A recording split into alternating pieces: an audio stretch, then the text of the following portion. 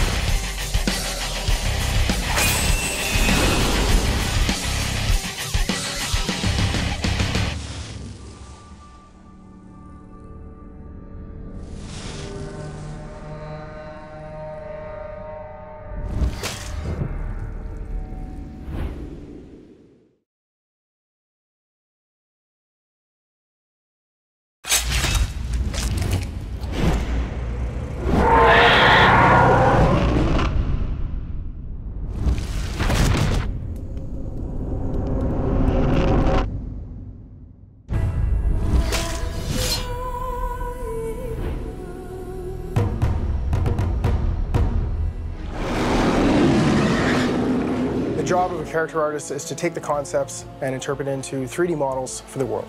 My personal favorite creature that I got to work on Dragon Age Origins was the Darkspawn Ogre. We tried to make the Ogre so terrifying in his appearance that the player wouldn't believe that he could actually beat it in combat. I was really looking forward to it. The concept was very unique, and it was a bit of a challenge to actually bring it into the 3D environment with the different elements. It might seem like a strange thing to say when working on a fantasy game, but realism is a very important part of this process. If you don't believe that they're real, then none of it affects you. It's nothing. I mean, the level of detail on these creatures is amazing. I mean, you can zoom right into any part of them from any angle, and they look absolutely fabulous. So here we have the Pride Demon. It's one of the largest creatures in the game. From this concept, we'll make a 3D concept out of it.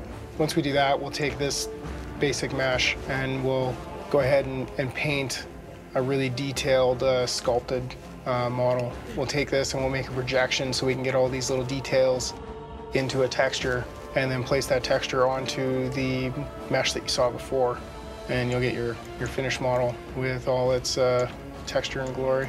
Making a creature scary is more than just making it big.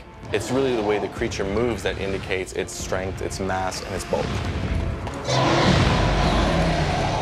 Animation is really about performance, and the same way that an actor gets prepared for a role in learning and studying what this character thinks, what this character feels, the animator is, it's his job to bring that to the character in a more digital form. The great thing about working on Dragon Age is that the animators have the ability to start bringing not only humanoid characters to life, but also larger characters, more interesting, dynamic characters like dragons and ogres and the undead. So this is what the ogre puppet looks like once the rigging and the modelers have finished working with it, and now the animators can take it and start making it move.